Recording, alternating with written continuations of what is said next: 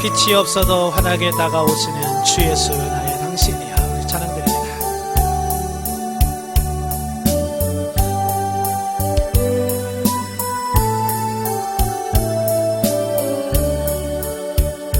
빛이 없어도 환하게 다가오시는 주 예수 나의 당신이여.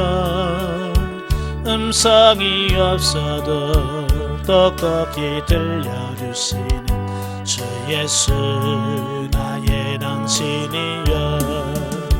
주님이 계심으로 나는 있고 주님의 노래가 머물므로 나는 부를 수 있어요. 주여 꽃처럼 향이 나는 나의 생활이 아니어도 나는 당신이 좋을 수밖에 없어요. 주 예수 나의 당신이여. 나는 없어도 주님이 곁에 계시면 나는 언제나 있습니다. 나는 있어도 주님이 곁에 없으면 나는 언제나 없습니다. 주님이 계심으로 나는 있고 주님의 노래가 머물므로 나는 부를 수 있어요. 주여 꽃처럼 향이 나는 나의 생활이 아니어도 나는 당신이 좋을 수밖에 없어요. 주 예수 나의 당신이여. 아멘. 기도하겠습니다. 은혜로우신 아버지, 은혜와 사랑을 진심으로 감사합니다. 오늘도 귀한 시간 허락해 주시고 오늘 마태복음의 말씀을 같이 나눌 수 있도록 은혜 주셔서 감사합니다. 말씀 나눌 때 그 말씀들이 살아있는 말씀이요 생명의 말씀이 될 수 있도록 성령님 우리를 도우시고 은혜를 베풀어 주옵소서. 시종을 주님께 맡겨오며 예수님의 이름으로 감사하며 기도합나이다. 아멘. 네, 이 시간에는 우리 마태복음 17장을 같이 나누도록 하겠습니다. 이제 17장에는 모두 4가지 내용의 말씀이 나오죠. 변화산 사건, 또 간질 들린 아이의 치유, 또 두 번째 순환 예고, 그 다음에 성전세 납부에 관한 이런 내용들을 담고 있습니다. 자, 그 중에서 이제 첫 번째가 1절부터 13절인데요. 변화산상에서 예수의 변형 사건입니다. 자, 이 사건은 그 앞에 16장이죠. 16장에서 메시아이면서도 순환을 당하신다는 예수님의 순환 예고로 인하여 말할 수 없는 혼란과 당혹감에 빠지는 제자들에게 이제 예수님께서 영광스럽게 변화된 자기 자신의 모습을 보여주고 있습니다. 자, 예수님께서 왜 이렇게 보여주셨을까라고 하는 겁니다. 그러니까 예수님께서 십자가에 못 박혀 죽은다. 그러니까 얼마나 절망했겠어요. 그지? 모든 소망을 예수님께 다 두고 왔는데 그 예수님이 죽은다고 하니까. 근데 예수님께서 뭐냐면 내가 죽는 것이 결코 헛된 게 아니라 이런 영광스러운 이런 모습으로 바뀌는 거다라고 하는 부분을 실질적으로 이론이 아닌 삶을 통해서 실제로 보여준 사건이에요. 다시 말하면 그 하나님의 나라의 맛을 보게 하는 거죠. 아무리 말해도 말 안 하면 그 맛이 진짜 뭔지 모릅니다. 우리는 이제 먹어본 맛은 다 알죠. 수박 맛, 이런 맛은 우리가 봐서 알잖아요. 그런데 우리나라에서 나지 않는, 우리가 한 번도 먹어보지 않는 어떤 그런 과일 맛은 아무리 얘기를 해도 우리가 잘 이해가 안 돼요. 그죠? 직접 가서 먹어봐야죠. 그죠?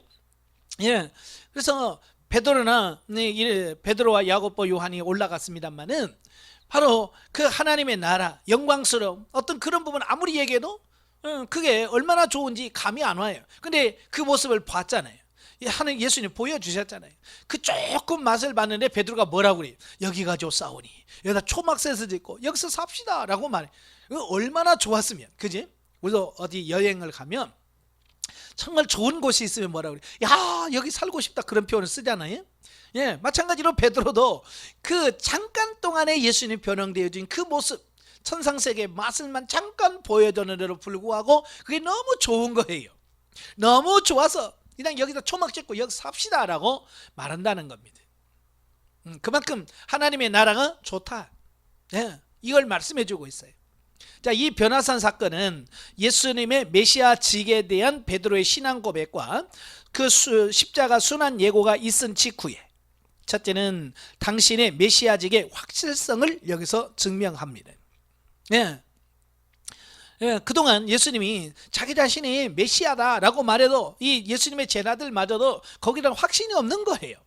베드로마저도 주는 그리스도시여 살아계신 하나님의 아들입니다 라고 하는 고백은 했음에도 불구하고 실제적으로 믿어지지 않는 겁니다. 바로 그때에 예수님께서 변화되어진 모습, 그 다음에 모세와 엘리야가 나와서 예수님과 대화하는 그 모습. 예, 여기서 모세와 엘리야는 뭘 상징합니까? 예, 모세는 율법을 상징해요. 예, 모세 율법. 그럼 엘리야는 누구냐? 모든 선지자, 예언자의 대표입니다. 그러니까 구약은 율법과 예언이거든요. 그 율법과 예언을 대표하는 그 인물들이 나와서 예수님과 대화를 하는 겁니다. 여기서 대화를 무슨 내용을 했겠어요? 바로 예수님이 십자가에 못 박혀 죽으시고 인류를 구원하시리 구속사에 대한 부분을 말씀해 주시는 겁니다. 그러니까 말이 아닌 실제로 예수님이 우리의 메시아라는 사실을 이 제자들에게 확실하게 보여준 사건이 이 변화된 사건, 변화상의 사건이라고 보시면 됩니다. 또 하나는 뭐냐? 두 번째는 당신의 힘이 없으셔서가 아니라 죄인의 구원을 위하여 고난을 받으셨다는 사실을 확증시키고자 보여주셨다라는 겁니다. 많은 분들이 오해하고 있는 게 그거예요. 예수님은 힘이 없어서 로마와 유대인들에게 붙들려서 돌아가셨다라고 하는 어떤 그런 오해죠. 예수님께서 붙잡혔어도 그래요. 베드로가 말고의 귀를 잘라버리잖아요. 그러니까 예수님께서 뭐라고 그래요? 칼을 꽂아라. 예? 칼을 든 자는 칼로 망하리라 말씀하시면 뭐라고? 내가 지금 힘이 없어서 붙들려 가는 게 아니다. 아버지의 뜻을 이루려면 이뤄야 된다. 예? 하늘에 12영도 대단한 천군이 있다는 거예요. 예? 그러니까 예수님은 얼마든지 힘이 있어요. 그럼에도 불구하고 하나님의 구속사를 이루기 위해서 그렇게 고난을 받으실 거다, 이걸 말씀해 주고 있는 겁니다. 자, 오늘 우리도 마찬가지예요. 예, 우리도 이 땅에서 다른 사람에게 욕을 얻어먹고 막 그럴 때 우리가 힘이 없어서 참는 게 아니잖아요. 예, 우리가 힘이 없고 능력이 없어서 참는 게 아니라 이게 뭐예요? 하나님 때문에, 진리 때문에, 영적인 것 때문에 우리가 참고 인내하는 거죠. 예, 힘이 없어서 굴복하는 것은 비굴함이에요. 예, 우리는 힘이 있음에도 불구하고 하나님 때문에, 예수님 때문에 우리가 참는 거죠. 한편 변화산에서 율법을 대표하는 모세와 선지자들을 예표하는 엘리야가 나타나는 것은 예수께서 구약의 율법과 그 예언들을 성취하러 오신 메시아라는 사실을 증거하기 위해서다라고 하는 겁니다. 예, 쉽게 말하면 모세와 엘리야는 그 예수님의 그 이 땅에 메시아로 오셨다고 하는 것을 성취하는 증인, 예, 선지자의 증인이라고 볼 수 있겠죠.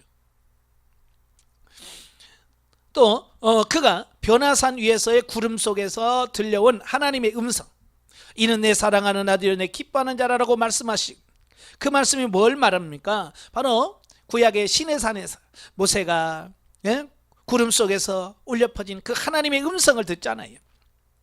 그죠? 하나님의 음성을 통해서 모세에게 주어진 그 율법의 신적 권위를 부여해 주셨. 그냥 모세가 받은 율법은 그래서 하나님의 말씀인 거예요. 마찬가지로 예수님에게 친히 음성으로 이는 내 사랑하는 아들 내 기뻐하는 자라고 말씀하신 것은 하나님이 인정하시는 예수님의 신적 권위를 하나님이 직접 인정하셨다라고 하는 것을 여기서 보여주기 위함이래. 그러니까 하나님께서 친히 인정하시고 인정해 주셨다. 자, 이걸 보여주신 사건이 바로 변화산 사건이다라고 볼 수 있겠습니다. 자, 여기서 주는 교훈이 뭡니까? 장차 성도들은요 영광스러운 몸으로 변화되어서 영원히 주님과 함께 교제를 나누게 된다는 사실. 그러니까 예수님의 변화는 곧 우리의 변화를 미리 보여주는 겁니다. 그러니까 예수님이 변화되듯이 우리도 영광 중에 변화될 것이다 라고 하는 겁니다. 예, 그러니까 나중에 저와 여러분들이 예수님의 재림하실 때에 이래 낙원에 간 영과 이 땅에서 부활한 육체가 다시 하나가 돼요. 그래서 부활체가 되어지는데 그 부활체는 오늘 이 변화산상에서 나타나신 예수님의 모습과 똑같다, 동일하다, 이걸 보여주고 있습니다. 두 번째는 죄악에 빠진 인간의 본성은 공의로우신 하나님을 두려워할 수밖에 없으나 예수 그리스도 안에 있는 자는 하나님을 아바 아버지라고 부르며 때를 따라 돕는 은혜를 얻기 위하여 은혜의 보좌 앞에 담대히 나갈 수 있다라고 하는 겁니다. 사실 범죄한 인간이 하나님을 직접 보면 감당할 수가 없죠. 왜? 그 하나님에서 나오는 그 강력한 빛, 그 빛에 우리가 감당이 안 돼요. 그래서 보통 보면 하나님과 예수 그리스도, 예, 그 신적 임재를 느낄 때는 모든 사람들이 두려움을 느낍니다. 심지어는 죽은 사람처럼 됩니다. 예, 왜? 그 하나님께서 나온 영광의 빛 때문에 감당할 수 없어서. 다니엘도 그러지? 인자가 나타났을 때 죽은 사람처럼 돼. 사도 요한도 하나님께서 일로 오라 그래서 올라갔다가 그가 마치 죽은 것처럼 영광의 빛 앞에 쓰러지는 모습을 보게 돼. 그게 하나님의 영광에 대한 부분이라고 볼 수 있겠죠. 세 번째, 하나님께서 성도들에게 놀라운 은혜와 사랑을 베푸시는 것은 세상에 나가서 복음 전파를 위해 더욱 충성하도록 만드시는 것이다 라고 하는 겁니다. 그러니까 예수님께서 이 제자들에게 이렇게 보여주신 것은 나중에 야 나도 봤다 그 자랑하라고 준 게 아니란 말이에요. 그 만난 예수님 그걸 증언하고 증거하라고 보여주신 것이다 라고 하는 겁니다. 예. 그러니까 우리도 마찬가지예요. 베드로처럼 여기가 좋사오니 하고 머물러 있으면 안 돼. 항상 우리는 이 은혜를 경험하고 체험하면 너무 좋으면 우리는 너무 그 좋은 것 안에서만 있으려고 그래. 그러나 우리는 그 안에 머물르면 안 돼요. 그 은혜 받고 경험한 그것을 통해서 세상에 나가서 증거하고 증언하는 그 삶을 사셔야 돼. 그게 사명인 거예요. 그래서 베드로가 여기가 좋사오니 그런데 뭐라고 그래? 내려가라. 네. 내려가라고 말씀하시는 거거든요. 우리는 세상으로 향할 수 있는 우리가 되어야 될 줄 압니다. 자, 두 번째 단락은 14절부터 21절까지인데요.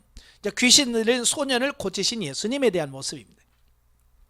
자, 변화산 위에서 예수님의 지극한 영광이 드러나고 있는 바로 그 순간 변화산 아래에서는 제자들의 연약한 믿음 상태가 폭로되고 있었습니다. 그러니까 변화산 위에와 아래의 차이가 있죠. 예, 즉 제자들은 귀신 들려 간질로 고생하는 아이의 병을 고치지 못해서 서기관들과 유대 종교 지도자들의 공격을 받고 있었다라고 하는 겁니다. 자, 이 모습은 마치 뭐가 같으냐면 구약에 그 모세가 시내산에 올라갔죠. 그래서 40일 동안 머물면서 영광스럽게 하나님을 만나고 하나님 그 십계명을 받고 하는 그 시내산 위에서는 하나님을 만나는 영광스러운 모습이 있어요. 그러나 산 아래서는 어떻게 했어요? 이스라엘 백성들이 타락해서 금송아지를 만들고 거기다 제사하는 어리석음을 범하고 있는, 그러니까 천상 그 위에와 산 아래의 모습을 비교해주는 어떤 그런 모습을 연상시킨다라고 볼 수 있겠죠. 그러니까 외견상으로 볼 때 보면은 예수님께서 귀신 들려 고통당하는 소년을 고치지 못한 제자들에게 믿음이 없고 패역한 세대라고 책망한 것처럼 보입니다. 그러니까 제자들을 책망하는 것처럼 보여요.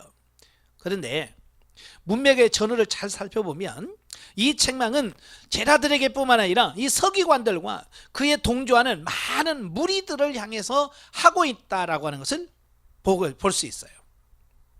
그러니까 이런 사실은 예수님께서 자신들이 귀신을 쫓아내지 못한 이유를 묻는 제자들에게 믿음이 없다라고 말씀하시지 않고 믿음이 적다라고 말씀하신 사실로 뒷받침됩니다. 즉 제자들은 예수님께로부터 믿음이 없고 패역한 세대라고 불릴 만큼 불신앙적이지 않았다는 거예요. 제자들은. 다만 그들은 믿음이 부족하여 귀신을 쫓아내지 못한 것이며 당시 서기관들과 그에 동조하는 무리들은 예수님께서 하나님의 아들이심을 전혀 믿지 않았던 완고하고 지극히 불신앙적인 자들이었다라고 하는 것을 보게 됩니다. 예. 그러니까 이 서기관들과 바리새인들은 아예 믿음이 없었어요. 그래서 예수님이 믿음이 없고 패역한 세대들이라고 말씀하고 있거든요. 자, 여기서 그런데 제자들을 향해서는 뭐라고 그래요? 너는 믿음이 적은 자다. 믿음이 적다고 그래요. 자, 여기서 그러면 제자들의 믿음이 적어진 이유가 뭘까? 예전에는 그렇지 않았거든요. 그죠? 예수님께서 마태복음 10장에 보면 둘씩 짝을 지어서 전도 내보냅니다. 둘씩 짝을 지어서 전도를 내보내면서 그들에게 뭐요? 귀신을 쫓아내며 각종 병을 고치는 능력을 부여하시고 제자들을 내보냈습니다. 그래서 제자들이 실제로 나가서 귀신을 쫓아내기도 하고 질병도 고쳤습니다. 그런데 지금은 아니란 말이에요. 왜? 그때 10장의 믿음과 지금의 믿음이 차이가 있는 겁니다. 그때는 믿음이 많았어요. 근데 지금 믿음이 적어졌단 말이에요. 이 이유가 뭘까? 자, 이게 궁금한 거예요. 아시겠죠? 근데 이걸 우리가 잘 아셔야 돼요. 우리도 보면 어쩔 때는 믿음이 있어. 근데 어떨 때는 믿음이 적어. 왜? 왜 그럴까? 바로 그것은 그 예수님께서 조용히 묻는 제자들에게 대답하신 그 말씀 속에서 우리가 답을 찾으셔야 돼요. 예. 자, 하여튼 여기 본문을 보면 예수님께서는 본문을 통해 믿음은 생명력과 무한한 가능성의 힘을 지닌다는 사실을 강조함으로써 진정 우리가 겪는 실패는 능력의 부족으로 말미암는다기보다는 참된 믿음의 결핍으로 말미암다는 사실을 교훈해주고 있다라고 하는 겁니다. 그러니까 사실 믿음이라고 하는 것은 어떻게 눈으로 보일 수 있는 부분이 아니잖아요. 그죠? 내 믿음이 많어 라고 이렇게 보여줄 수 있다면 참 좋겠어요. 그죠? 우리도 각자의 믿음을 이렇게 분량을 볼 수만 있다면 각자 믿음 보여보세요. 그러면 다 드러나잖아요. 근데 믿음을 보여줄 수 있는 게 아니란 말이에요. 그죠? 믿음이라는 거 보여줄 수 없지만 어때요? 그 믿음 안에는 대단한 능력이 있다 그 말이에요. 그래서 그 믿음도 어쩔 때는 강할 수도 있고 어쩔 때는 적을 수도 있다고 하는 것을 보여주죠. 그래서 조용히 예수님께 묻죠. 왜 우리는 못 고쳤습니까? 그러니까 뭐를? 기도 외에는 이런 유가 나올 수 없느니라. 기도 외에는 이런 유가 나올 수 없다고 말씀합니다. 마가복음에는 기도와 금식 외에는 이란 말을 하죠. 쉽게 말하면 이런 거예요. 제자들은 마태복음 10장에서 능력을 받았습니다. 그래서 귀신도 쫓아냈고요. 많은 기적을 행했습니다. 그러나 이후에 계속해서 기도해서 그 능력이 믿음이 계속해서 자라도록 믿음이 더 성장하도록 믿음이 강하도록 만들어야 되는데 그걸 안 한 거예요. 기도를 안 한 거죠. 그러니까 예전은 됐고 지금 안 되는 거예요. 여러분도 마찬가지. 기도하면 믿음이 강해집니다. 그냥 기도 안 하면 믿음이 약해집니다. 바로 이걸 예수님께서 우리에게 말씀해 주려고 하는 것을 보게 됩니다. 그러니까 우리가 능력을 행할 때에 그 능력은 어디서 나와요? 믿음에서 나오거든요. 그죠? 능력은 믿음에서 나와. 근데 그러면 믿음은 어디서 나오냐? 결국 믿음을 통해서 강해질 수 있다. 이걸 말씀해 주고 있어요. 그러니까 기도하면 능력이 나타나고 기도 안 하면 능력이 나타나지 않는다 말이에요. 그러니까 훈련원에서 아니 성경에서 계속 기도하라고 말씀하잖아요. 기도해라. 기도해라. 왜? 기도해야만 자기 믿음을 지킬 수 있고 능력을 행할 수 있는 삶이 되어지기 때문에 그렇다 그 말입니다. 그러니까 많은 분들이 그래요. 아, 예전엔 됐는데 왜 지금은 안 되죠? 예전에 기도했으니까. 지금은 왜 안 돼? 기도 안 하니까. 그래서 기도하는 사람이 돼야 돼. 때를 얻든지 못 얻든지 우리는 기도하는 우리가 돼야 됩니다. 자, 여기서 주는 교훈이 뭡니까? 첫째, 하나님의 도우심을 의존하지 않고 스스로의 힘으로 영적인 문제를 해결하려고 하는 그 어떤 시도도 실패할 수밖에 없다라고 하는 겁니다. 제자들이 기도해서 하나님의 능력을 덧입어서 하나님께서 주시는 그 능력으로 귀신을 쫓아내고 해야 되는데 그게 아니라 자신들의 경험, 자신들의 어떤 이런 것들을 통해서 그 귀신 들린 아이를 고치려고 했지만 안 돼. 세상적인 방법으로는 나올 수가 없어요. 오직 하나님의 방법, 성령 충만해야만 우리가 이길 수 있다는 걸 꼭 기억할 수 있기를 바랍니다. 두 번째로 믿는 자에게는 능치 못할 일이 없다라고 하는 말씀입니다. 그러니까 할 수 있거든요. 무슨 말이냐? 믿는 자에게 능치 못함이 없는 일. 주님께서 뭐라 겨자씨 안 할 만한 믿음만 있어도 이 산이 바다에 던져지라면 던져진다는 겁니다. 겨자씨가 얼마나 커요? 겨다시라고 하는 것은 너무 작은 거예요. 그래서 이스라엘 사람들은 아주 작다라고 하는 표현을 쓸 때 겨자씨만하다라는 표현을 씁니다. 우리나라는 보통 눈곱만큼 또 코딱지만큼이란 말을 쓰는데, 이 눈곱이나 코딱지는요 겨자씨에 비하면 엄청 큰 거예요. 아주 작습니다. 그럼에도 불구하고 그 적은 믿음만이라도 있어도 산을 옮길 수 있는 능력이 나온대. 그 오늘은 우린 그걸 보면 우리는 겨자씨만한 믿음도 없다는 얘기죠. 왜? 산도가 못 움직이잖아요. 그래서 우리 믿음이 강해지도록 기도하는 여러분들이 되셔야 됩니다. 자, 세 번째 단락은 22절과 23절입니다. 예수님의 두 번째 순환 예고죠. 예수님께서는 다시 한번 자신의 고난과 죽음 그리고 부활에 대하여 예고하고 계십니다. 16장 23절에서 베드로가 당한 바 있는 예수님의 호된 책망을 기억한 탓인지 이번에는 아무도 예수님의 말씀에 이의를 제기하지 않습니다. 그죠? 왜? 베드로가 한번 말했다가 혼났거든요. 이 경험이 중요한 거예요. 그러니까 이번에는 예수님이 두 번째 말씀에도 아무도 반론을 제기하잖아요. 왜? 또 해봐야 혼나니까. 그들의 마음은 그러니까 제기는 하지 않지만 마음속에는 여전히 근심하고 불안에 휩싸이기 시작했다 그 말입니다. 저 지상에서의 메시아 왕국을 기대하고 있던 제자들로서는 예수님의 죽음과 부활로 말미암아 세워질 영원한 하나님에 대해서 도무지 깨달을 수 없었던 것이다 라고 하는 겁니다. 그러니까 이들은 예수님을 따라다녀요. 예수님의 제자입니다. 그럼에도 불구하고 그들은 영적인 눈이 열려지질 않았잖아요. 그죠? 그래서 영적인 눈이 열려지지 않으니까 영의 세계에 대해서는 무지한 거예요. 안 보인 거예요. 예수님께서 아무리 하나님의 나라를 이야기를 해도 그 하나님의 나라가 믿어지지 않는 겁니다. 실제로 변화산상에서 변화된 모습까지 보여줬어도 아직 그들에겐 그만한 믿음이 없었던 거예요. 그래서 예수님이 돌아가신다고만 하면 근심하는 겁니다. 오늘 우리도 마찬가지예요. 이런 영적인 부분, 영적인 세계를 이해하지 못하면 우리는 여전히 땅에서 근심하며 고민하면서 두려워하고 있는 이런 모습을 보게 돼요. 하나님, 우리의 눈을 열어서 영적인 세계를 볼 수 있는 눈이 열려달라고 기도하셔야 돼요. 자, 여기서 주는 교훈이 뭡니까? 첫째, 성도들은 세상적인 축복과 영광에 집착하기보다 영원한 하나님 나라의 축복과 영광을 사모하는 자들이 되어야 한다라는 겁니다. 다시 말하면 땅의 것이 아니라 우리는 위의 것, 하늘의 것을 추구하는 그런 삶이 되어야 돼. 예수님의 순환 예고를 들은 제자들이 심히 근심하게 된 이유는 뭘까? 바로 지상의 메시아 왕국에서 누릴 수 있으리라고 생각했던 부귀와 영화에 대한 자신들의 기대가 무산될 위기에 놓였기 때문이다.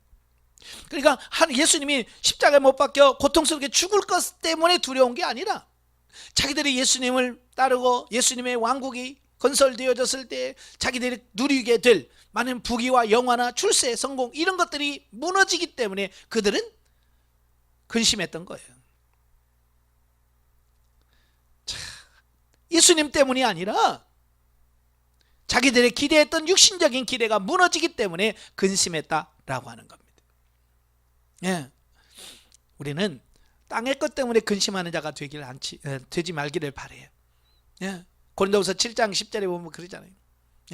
땅에 있는 것, 육신적인 것은 근심하면 근심할수록 우리 영혼이 죽어. 그러나 하나님의 뜻대로 하는 근심은 후회할 것이 없는 구원에 이르게 한다. 그러니까 근심을 해도 우리가 신령한 근심을 하셔야 돼. 영적인 근심을 해야 돼. 네, 제가 훈련하는 거 보면 수리하신 분도 마찬가지예요. 신령한 것 때문에 고민하는 사람 못 봤어. 하늘에 속한 것 때문에 금식하는 분 못 봤어요. 그냥 땅에서 문제가 해결이 안 되고 땅의 것 때문에 근심하며 권심하는 이런 모습을 많이 봐요. 우리는 하늘의 것 때문에, 신령한 것 때문에, 영적인 것 때문에 근심할 줄 아는 그런 삶이 되셔야 됩니다. 두 번째로 주님의 말씀을 올바로 깨닫는 자야말로 모든 환난을 이기고 담대함과 평안함을 누릴 수 있다는 겁니다. 예수님께서 자신의 순환을 거듭 제자들에게 예고한 이유는 실제로 그 일이 닥칠 때 그들로 하여금 두려움에 빠지지 않게 하고 또한 믿음을 저버리는 자가 되지 않도록 하기 위해서다라는 것입니다. 예. 막상 그 일이 닥치면, 예고 없이 갑자기 닥치면 많은 사람은 놀라죠. 전쟁도 그러죠. 미리 전쟁이 일어날 걸 알고 준비한 사람들은 두려워하지 않습니다. 왜? 준비했기 때문에. 그러나 아무 준비도 않고, 우리나라 6.25처럼 아무도 준비하지 않고 하면 당황할 수밖에 없죠. 물러날 수밖에 없는 겁니다. 영적인 무로 똑같아요. 예수님도 자기의 순환을 거듭거듭 이야기하는 것은 그 제자들로 하여금 마음의 준비, 영적인 준비를 하고 있으라고 하는 거거든요. 그래야 어때요? 나중에 그 일이 있을 때 당황하지 않고 그것을 감당할 수 있기 때문에 그렇습니다. 우리가 힘든 훈련을 받으면서도 승리할 수 있었던 이유가 바로 여기 있어요. 예. 하나님께서 왜 우리를 훈련시키는지, 왜 그런 고난을 주시는지를 알면 우리는 뭐요? 그걸 이길 수 있는 거예요. 저도 예전에 많은 고난 받으면서 이걸 왜 받는지를 몰랐을 때는 참 원망하고 불평했어요. 근데 고난이 나를 훈련시키는 하나의 과정이라는 것을 알고 보니까 이제는 고난이 감사하고 고난이 기뻐가 되고 고난 속에서 성장해가는 것을 보게, 그 이유를 아는 게 중요한 거거든요. 그래서 예수님도 계속해서 그들에게 뭐라고 그래요? 예, 이유를 말씀해 줘요. 내가 왜 죽어야 되는지, 왜 십자가를 져야 되는지 이유를 정확하게 그들에게 말씀함을 통해서 제자들에게 소망을 갖게 하는 이런 부분들을 보게 됩니다. 여러분도 고난이 왔을 때에 원망하지 마시고 하나님께서 여러분에게 고난을 주신 이유가 뭔지 그걸 하나님께 질문하고 정확하게 알고 가시는 여러분 되시기를 바라요. 자, 24절부터 27절까지 보면 이제 성전세 납부에 관한 논쟁입니다.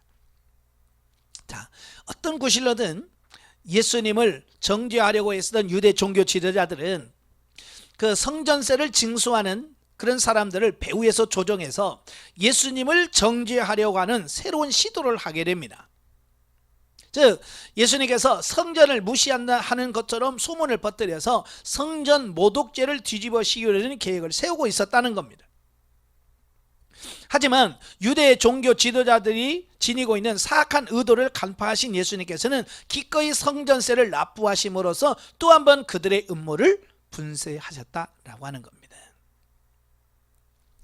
그러니까 당시 유대인들은요 1년에 한 번씩 반세겔이라고 하는 성전세를 납부해야 합니다. 그래서 20세 이상 된 남자들은 의무적으로 반세겔씩을 내야 돼요. 그러니까 그냥 그걸 거두는 사람한테 해서 예수님 제자들 가서 너희 선생님은 왜 안 내냐, 그렇게 시비를 거는 거예요. 그래서 안 낸다 그러면 이거 왜 성전세를 왜 안 내? 하나님께서 정해놓은 건데 라고 해서 예수님을 비방할 목적으로 시도하는 거죠. 근데 예수님은 이미 다 하신 거예요. 그들의 의도가 뭔지. 그래서 베드로에게 너 가서 물고기 한번 잡아와라. 그러면 입에 한 세겔이 있을 거다. 그럼 네 거 내고 내 거 내라. 예수님께서 바로 그것을 해결해 주셨어요. 왜? 그들의 의도가 뭔지를 아니까. 자, 한편 성전세는요, 성전세를 내는 유래는 그 애굽에서 출애굽시켜 주신 하나님의 은혜에 대한 감사의 표시로 드린 생명의 속전입니다. 그러니까 그 10번째 재앙이 장자의 죽음이잖아요. 사실 장자의 죽음 때 이스라엘 사람의 장자들도 다 죽어야 돼요. 그죠? 장자들은 다 죽게 돼 있으니까. 그러나 어린 양의 피를 바르고 그 집에 들어간 이스라엘 사람들은 한 사람도 죽지 않았어요. 자, 그게 하나님의 은혜죠. 마땅히 죽어야 돼. 장자가 죽는다고 그랬으니 다 죽어야 돼. 근데 이스라엘의 장자들은 죽지 않았어요. 바로 그 하나님의 은혜, 자기를 죽어야 될, 마땅히 죽어야 될 자기를 죽지 않고 살려주신 그 하나님의 은혜에 감사해서 이제 레위인을 대신해서 하나님을 섬기도록 합니다. 원래 이제 모든 이스라엘 장자들이 하나님을 섬겨야 되는데 이건 복잡하잖아요. 그래서 하나님은 모든 이스라엘의 장자 대신에 선택된 백성이 레위 족속이에요. 그래서 레위 지파를 선택해서 그들을 대신해서 하나님을 섬기도록 했고요. 나머지 백성들은 뭐요? 그 레위인들이 하나님을 섬길 수 있도록 돕는 모든 역할들을 모든 성도들이 하도록 되어 있습니다. 그래서 20세 이상의 이스라엘 남자들이 성전의 유지와 관리를 위하여 1년에 반세겔씩 바쳤던 것이다. 그러나 예수님은 하나님의 아들로서 또 성전의 주인이 되심으로 결코 성전세를 납부하지 않아도 되었다. 그죠? 예수님은 하나님의 아들인데 세금 안 내도 돼요. 예, 주인이시니까. 그런데도 예수님은 성전세를 납부했습니다. 왜? 그게 중요한 거죠. 안 내도 되는데 내셨단 말이에요. 왜요? 예, 그것은 자기 자신이 십자가의 순환과 죽음이라고 하는 메시아적 과업을 앞두고 불필요한 오해와 마찰을 피하시기 위해서 있다라고 하는 겁니다.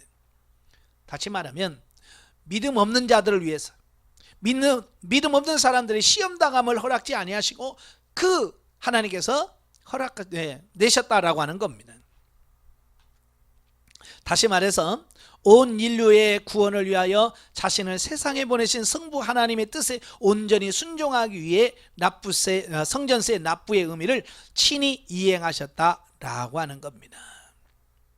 예, 그러니까 이 성전세는 구원의 전제 조건은 아닙니다. 예, 이걸 내야 구원받는 건 아니에요. 그러나 그럼에도 불구하고 그 성전이 유지되기 위해서는 성전세가 필요했던 거죠. 자, 여기서 주는 교훈이 있어요. 첫째, 성도들은 예수 그리스도께서 모범을 보이신 겸손과 순종을 배우는 자들이 되어야 한다. 예, 예수님의 모습. 예수님은요, 주인이십니다. 그죠? 주임에도 불구하고 마땅히 세금을 내신 거예요. 이건 뭘 말합니까? 자기의 자신에게 주어진 의무, 내 의무는 스스로 감당할 수 있는 어떤 이런 부분들을 다 하시는 예수님의 겸손함, 그리고 순종, 이걸 볼 수 있는 겁니다. 두 번째로는 성도들은 복음 전파를 위해서라면 자신의 당연한 권리도 포기할 줄 아는 자세를 지녔다라는 겁니다. 세 번째로 성도들은 세상을 살아가면서 물질적 풍요를 누리지 못한다고 해서 전혀 염려할 필요가 없다라는 겁니다. 예, 그러니까 예수님께서는 성전세를 납부하는 데 필요한 반세겔의 돈도 수중에 지니지 못한 채 살아갑니다. 그러니까 예수님은 자기 수준에 물질은 없었어요. 그렇다고 해서 예수님이 걱정했습니까? 아니요. 성전세 내야 된다. 돈 없습니다. 그러나 꼭 필요하다면 하나님께서는 어떤 방법으로든지 성도의 물질적 부족을 채워주신다라는 겁니다. 그죠? 예수님은 성전세 내야 돼요. 근데 예수님은 돈이 없어. 그러니까 돈 없으니까 안 되겠다 그랬습니까? 아니죠. 베드로에게 야, 물고기 한번 잡아봐. 입에 한 세겔이 있을 거야. 참 기가 막히잖아요. 예? 이게 하나님의 방법인 거예요. 이런 모습을 통해서 우리가 뭐요? 이 땅에 살아가면서 내가 물질이 없을 때, 예? 그 물질 없는 것 때문에 걱정하지 말고 물질의 주인 되시는 하나님께 구하면 하나님께서 채워주실 거라는 사실을 여기서 우리에게 교훈해 주고 있는 거죠. 자, 영적에 봅니다. 14절부터 23절에 보면 제자들의 믿음 없음을 책망하시는 말씀이 나오는데요. 자, 여기서 우리는 영적인 믿음에 대하여 깊이 상고할 수 있어야 된다. 그러니까 믿음이라는 게 과연 뭐냐? 예수님 분명히 믿음 없다고 책망하는데 그 믿음이라는 게 뭐냐라고 하는 겁니다. 자, 우리는 믿음을 육신적으로 확신하는 것으로 생각할 수 있습니다. 그죠? 할 수 있어, 하면 돼 라고 하는 어떤 믿음, 그 육신적인 어떤 마음에서의 확신을 믿음으로 착각하는 경우가 많습니다. 이건 믿음이 아니라 신념입니다. 자, 확신의 근원이 나의 중심인지 기록된 하나님의 말씀을 믿는 것인지 깨달아야 됩니다. 그래서 육신에서 나오는 것은 뭡니까? 이건 신념이에요. 하나님의 말씀에서 나와야 믿음이고요. 그래서 우리는 종종 믿음을 자기 확신에서 기인한 신념으로 오해하는 경우가 많다. 오늘날도 신앙생활하는 분들, 많은 분들이 신념을 자기 자신의 믿음으로 착각하신 분들이 참 많아요. 하나님도 말씀하지도 않았는데 불구하고 자기는, 예를 들어서 내가 몸이 아파, 하나님 고쳐준다고도 안 했어. 근데 자기 스스로가 하나님 나를 고쳐줄 거야 라고 믿는 거죠. 이건 믿음이 아니라 신념인 거예요. 오늘 그런 많은 사람들이 얼마나 많습니까? 저도 많은 분들 경험합니다. 예. 그래서 더 질병이 심해지고 그런 분들이 있거든요. 여러분, 하나님께서 고쳐준다고 해야 그걸 하나님의 말씀을 믿는 게 믿음인 거예요. 우리는 기록된 말씀을 이성과 의지로 믿는 것이 아니라 성령께서 말씀을 조명하실 때 그 말씀을 믿음으로 행할 수 있어야 된다. 아멘. 예. 신념으로 절대로 행하지 않기를 바라요. 자, 마지막으로 계시발전서적 성경 연구를 보면 오늘은 세 또는 세금이란 부분을 같이 보겠는데요. 원래 이제 세금이라고 하는 것은 국가가 국가 운영에 필요한 경비를 마련할 목적으로 정해진 법에 따라 국민으로부터 거두어들이는 돈을 세금이라고 합니다. 그죠? 이 국가라고 하는 이 국가가 운영되기 위해서는 엄청난 뭐가 필요해? 물질이 필요한 거예요. 돈 없으면 나라가 굴러갑니까? 안 굴러가죠. 그래서 나라가 강한 나라일수록 세금이 많습니다. 자, 우리나라도 뭐 세금이 많다고 하지만 미국 같은 나라, 스위스라든지 이런 선진국은 세금이 더 많아요. 그래서 세금을 많이 거둬야 나라에서 어때요? 많은 일을 할 수 있기 때문에 세금을 많이 거두게 되는 거죠. 자, 성경에서 세금을 어떻게 보느냐? 자, 계시발전서를 보면 세금이란 말이 처음 나온 게 어디냐면 창세기예요. 물론 창세기 47장이죠. 이제 47장에 보면 요셉이 그 7년 풍년 7년 흉년 그 시기를 지나면서 그 백성들로 하여금 뭘 하게 하여 세금을 거두게 합니다. 그래서 풍년 때 그들이 얻은 수입의 5분의 1을 다 걷어서 창고에다 쌓아둡니다. 그리고 그 7년 흉년이 마쳤을 때도 그들에게 토지를 돌려줍니다. 그러면서 씨앗도 그들에게 돌려줍니다.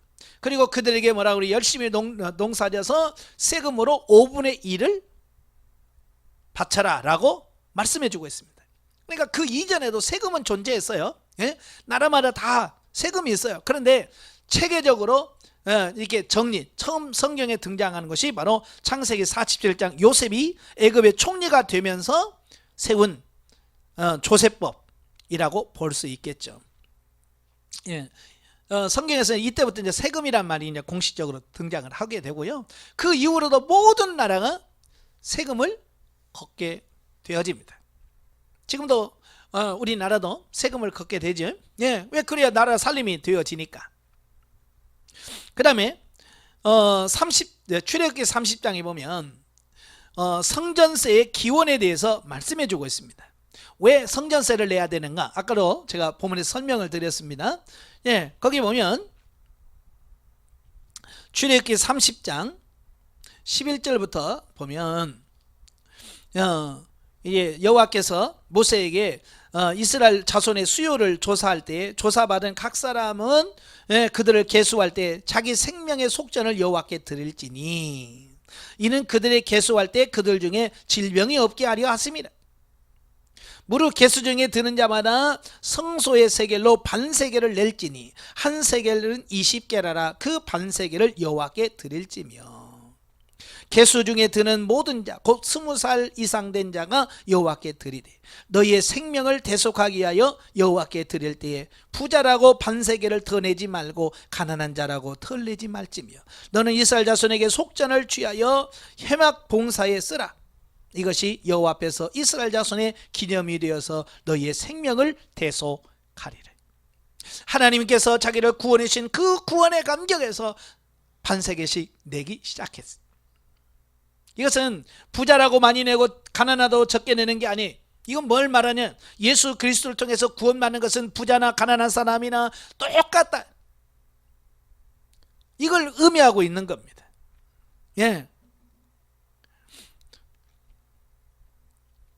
자, 그러다가 이제 사무엘상 그 9장이 되고 있는데요. 8장입니다.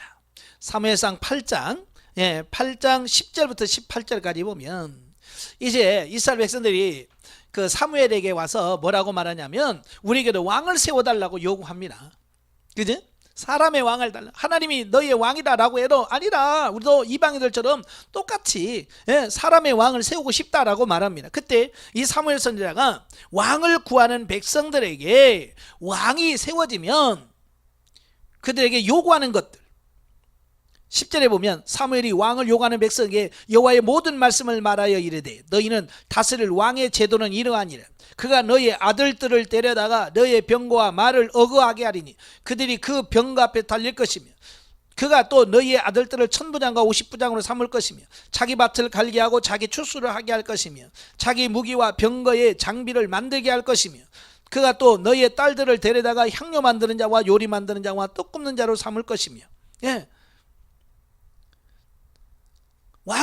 왕이 되면 백성들에게 그 모든 것을 감당할 수 있기 위해서는 뭐요? 세금을 거두게 될 것이다. 많은 부역을 하게 될 것이며 필요한 일꾼들을 뽑아갈 것이다 라고 말씀하죠. 자, 여기서 기본적인 건 뭐예요? 세금이에요. 그러니까 왕이 되면 그 왕을 유지하기 위한 기본적으로 백성들이 내야 되는 게 뭐냐? 그게 세금이다. 자, 열왕기상 12장에 보면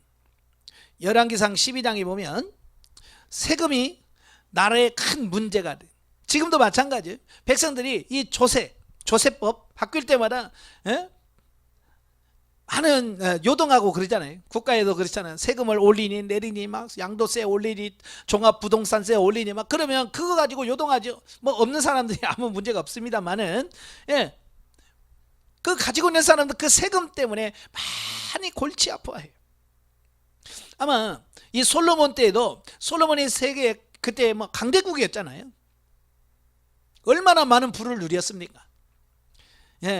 그래서 은을 보기를 길가에 돌멩이처럼 흔하게 보고 백향목을 뽕나무처럼 흔하게 보는 그 시대. 솔로몬은요 자기가 하고 싶은 모든 걸 다 했어요. 궁궐 지었죠, 성전 지었죠, 또 국고성 지었죠. 많은 또 성을들을 세웠어요. 그 많은 성들을 하려고 하니까 뭐가 필요해요? 돈이 필요하죠. 돈이 필요하니까 백성들에게 세금을 많이 거뒀겠죠.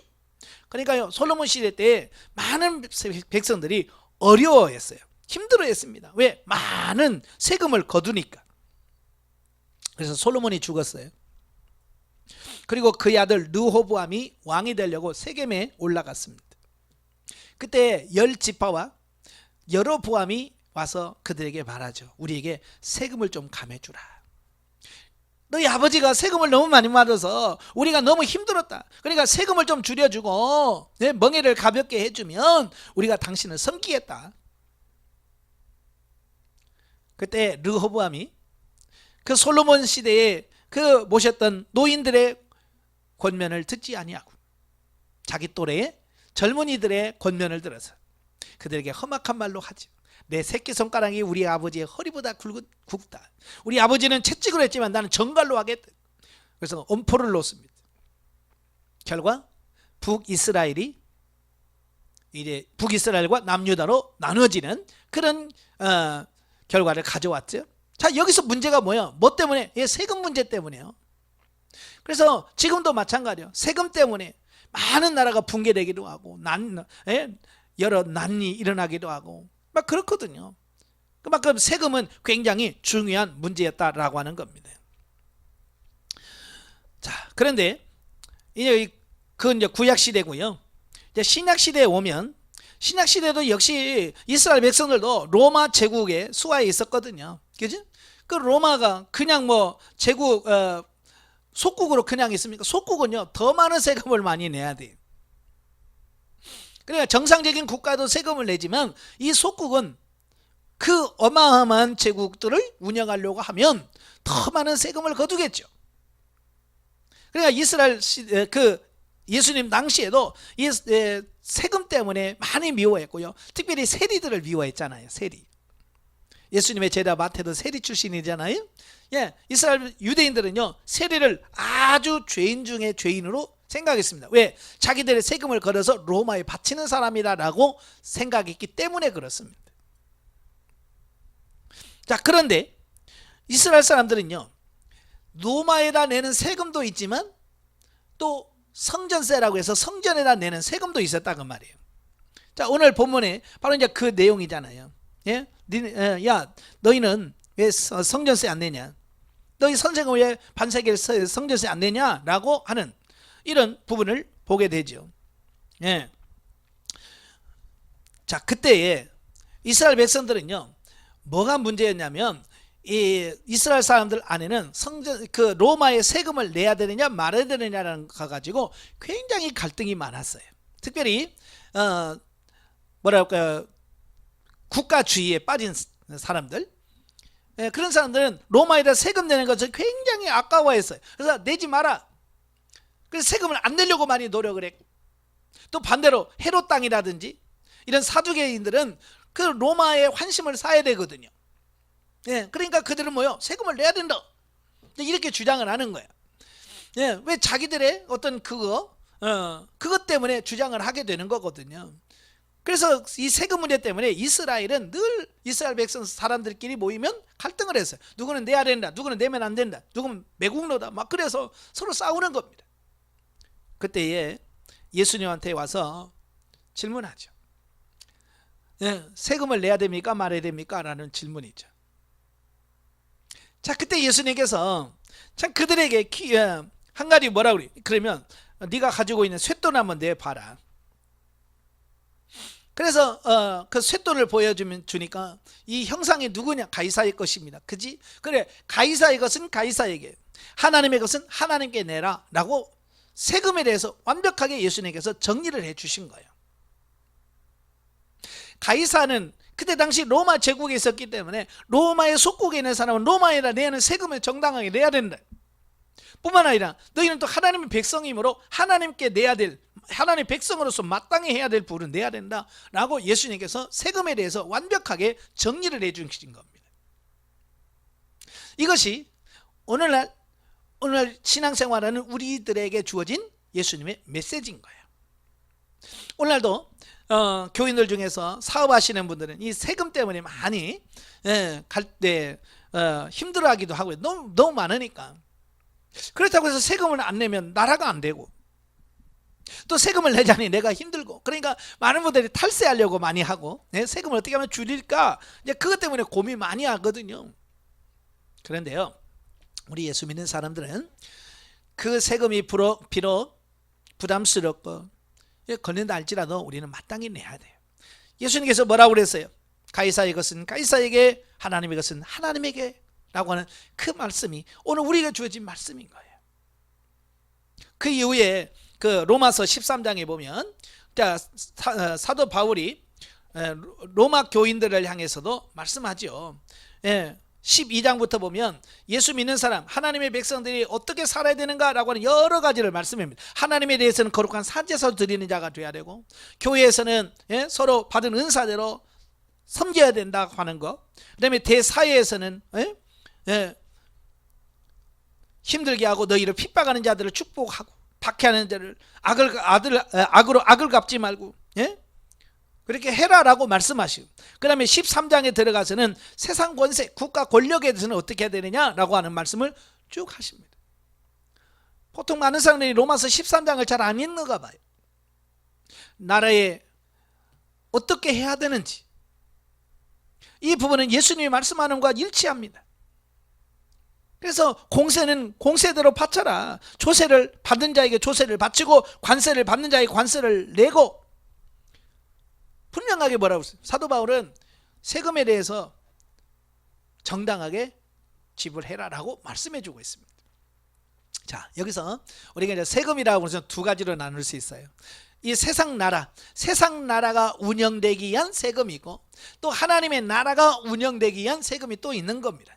어찌 보면 우리 기독교인들은요, 하나님 믿는 사람들은 이 두 가지를 해야 돼요. 그죠? 나라에 대한 세금도 내야 되고, 교회에 대해서 하나님께서 우리에게 부담하기를 원하시는 세금을 또 내야 되는, 어찌 보면 세금을 두 군데 내는 어떤 그런 복이거든요. 그래서 물질로 조금 어려울 수는 있어요. 그지? 그러나 이 부분은 하나님께서 우리에게 복을 주시는 하나의 방편이기도 합니다. 그래서 이 세금에 대해서 그냥 너무 힘들게만 생각하지 말고, 예수님 말씀하신 대로 자기에게 주어진 의무와 책임을 다할 수 있는 그런 삶이 되어야 돼요. 이게 한쪽으로 치우치면 안 됩니다. 그 고르반이라는 제도가 있어요. 이 고르반 제도라고 하는 게 뭐냐면, 고르반이라고 하면 하나님께 드림이 되었다라는 얘기거든요. 그러니까 부모님을 잘 섬겨야 되는데 부모님을 섬기는 게 부담스러워요.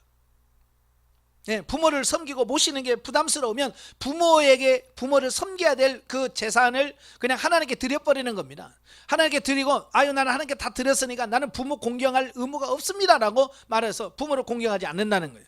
바로 그것 때문에 예수님한테 책망받았습니다. 자식은 자기에게 주어진 의무가 있습니다. 부모를 공경하는 그 의무가 있어요. 그걸 내가 헌금을 해버렸다고 해서 나는 부모 안 섬긴다, 이건 아니란 말이에요. 내게 주어진 의무와 책임은 감당해야 된다. 이게 예수님의 말씀입니다. 오늘도 마찬가지예요. 내가 교회에 충성한다고, 교회라 헌금한다고 나라에 세금 안 내는 것도 문제고, 또 나라의 세금을 내고 하나님께 드릴 건 없다라고 하는 것도 문제가 되고, 그래서 우리는 두 가지를 잘 하셔야 됩니다. 아시겠죠? 자, 적용 보시면 믿음의 사람들은 국가나 교회에 대한 의무를 다해야 된다. 어느 한쪽만 하고 한쪽은 안 하면 안 됩니다. 양쪽 다 하셔야 돼요. 탈세나 불법을 하지 말고 편법을 사용하지 말라는 거예요. 세금 내기 싫어서 거짓말을 하고 다른 방법을 쓰지 말라는 얘기예요. 정직하고 바르게 살아야 세상에 빛이 될 수 있다라고 하는 겁니다. 자, 결론을 맺겠습니다. 세상 나라의 의무를 잘 하는 사람이 하나님의 나라의 의무도 잘 감당할 수 있습니다. 그러니까 나라에서 하는 세금도 잘 내야 돼요. 제발 우리 예수 믿는 사람들이 세금 떼먹고 불법하고 탈세하지 마십시오. 예수 믿는 사람일수록 더 그런 부분을 잘 하셔야 우리는 세상에 빛이 될 수 있고 하나님의 영광을 가리운 일이 없습니다. 우리 성장하시는 우리 모든 부분들은 세상에 주어진 이런 부분도 잘 감당해낼 수 있는 이런 사람이 되어야 될 줄로 믿습니다. 기도하겠습니다. 은혜로우신 아버지, 오늘 말씀을 통해서 우리가 하나님의 백성으로서의 되어야 될 의무가 있고 또 세상 나라에 대한 의무가 있다는 사실을 깨달았습니다. 하나님, 우리가 그동안 세상에 내는 어떤 이런 세금 때문에 많은 갈등을 하고 고민을 합니다. 그러나 그런 부분 때문에 갈등하지 않게 하시고 가이사의 것은 가이사에게, 하나님의 것은 하나님에게라고 하는 그 말씀, 주님께서 말씀해 주신 그 정의를 바르게 인식하고 세상 나라에 대한 의무와 또 하나님의 나라에 대한 의무를 잘 감당해내야 하나님 앞에 또 세상에서 인정받고 사랑받는 우리 성도들이 다 될 수 있도록 축복해 주시옵소서. 예수님의 이름으로 감사하며 기도합나이다. 아멘. 하나님께 온돌입니다.